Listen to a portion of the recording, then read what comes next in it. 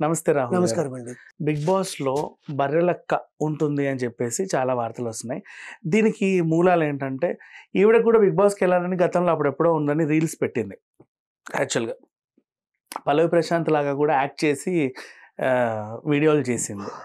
And next ఆ తర్వాత అనూహ్యంగా రాజకీయాల్లోకొచ్చింది.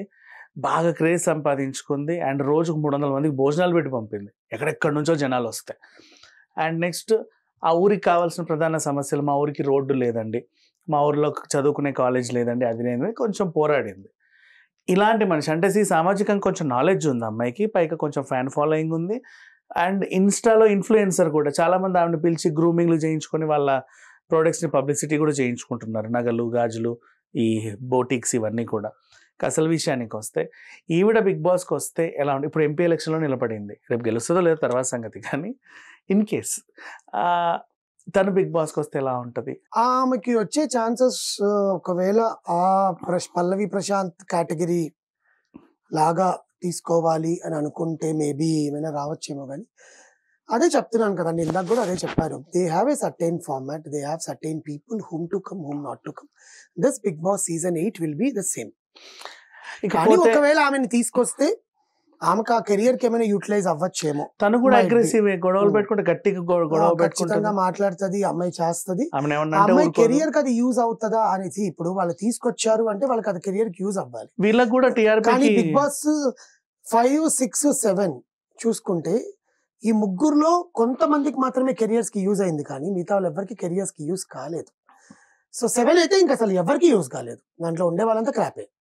సో ఈ 8కి అలాంటి తీసుకుంటారా? లేకపోతే లాస్ట్ టైమ్ టీఆర్పీ వచ్చింది గదా! అలాంటి వాళ్ళని ఇప్పుడే తీసుకుందామని అనుకుంటారా అనేది మనం ఆలోచించి చూడాలి. But Barrelakka is a choice. పేరు వినపడుతోంది బయట.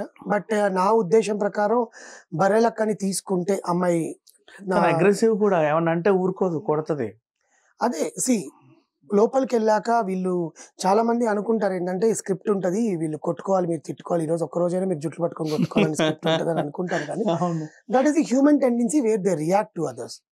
హిందీలో అయితే స్క్రిప్ట్ ఉండదు. ఇక్కడ ఉందో లేదో మనకు తెలీదు బేసికల్‌గా. హ్యూమన్ టెండెన్సీలోనే కొట్టుకుంటారనమాట. బట్ బర్రెలక్కని తీసుకొస్తే మొన్ననే పెళ్లయింది. ఆ రీజన్‌గా కూడా తీసుకురావచ్చు. ఎందుకంటే భర్తకి దూరంగా ఉంటూ ఆమె భర్త గురించి మాట్లాడుతూ, ఆమె భర్త రాంగానే ఈమె టీవీలోంచి ఎగురుకుంటూ గంతులేసి స్విమ్మింగ్ పూల్‌లో దూకేస్తూ ఏడ్చుకుంటూ. అమ్మో! ఈ అద్భుతాలన్నీ జనాలు చూడాలి అని అనుకుంటే ఖచ్చితంగా బిగ్ బాస్‌లో 8లో చూడొచ్చు. అంటే అదొక అద్భుతమైన అంటే ప్రపంచంలో 8దో వింత, 9దో వింత అని అంటారు గదా! ఇది 10దో వింత అవుతుంది. బర్రెలక్కని, కుమారి ఆంటీని గాని లోపలికి తీసుకొనెళ్తే బిగ్ బాస్ చరిత్రలో సీజన్ 8 అనేది చరిత్రలో లిఖింపదగిన సీజన్ లాగా అయిపోద్దనమాట. ఇలాంటి వాళ్ళందరిని తీసుకోపోతే. బట్ ఆ అమ్మాయి కెరియర్‌కి అది ఎంతవరకు ఆమె యుటిలైజ్ చేసుకుంటదా? ఒక్కవేళ ఆ ఛాన్స్ వస్తే. అలా అనుకుంటే లాస్ట్ టైమ్ గూడా ఎవరు దుబాయ్ క్వీన్ అని ఇంకొక అమ్మాయి, అది దుబాయ్ అంటున్నాను. బ్యాంకాక్ ఎక్కడో ఉంటుంది ఆ అమ్మాయి. రాజమండ్రి అమ్మాయి. బ్యాంకాక్‌లో వాళ్ళు ఉంటారనమాట. ఆ అమ్మాయిని బిగ్ బాస్‌కి వస్తుందని చెప్పడం.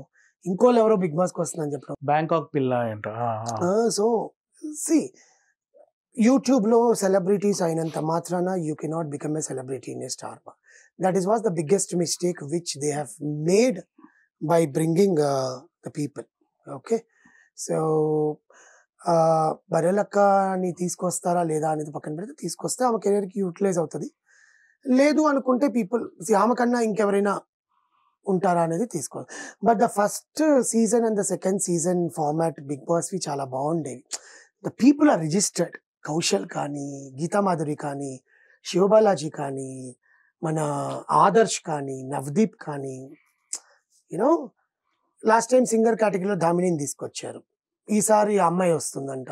అమ్మాయి ప్రియా హేమేష్ లేకపోతే పెళ్లి పాట పాడింది కదా! వైఫ్ హస్బెండ్ కోసం పాడుతుంది చూడండి. పాట ఏదో తెలంగాణలో పాడింది ఆ అమ్మాయి. ఆ అమ్మాయి మోహన భోగరాజ్. ఓకే. ఆ అమ్మాయి అనుకుంటున్నారు సింగర్స్ కేటగిరీలో. There will be certain categories. News reader నుంచి కేటగిరీ నుంచి ఒకరు, సెలబ్రిటీ స్టేటస్ నుంచి హీరో, హీరోయిన్ స్టేటస్‌లో, క్యారెక్టర్ ఆర్టిస్ట్ స్టేటస్‌లో ఉండే ఒక కేటగిరీ.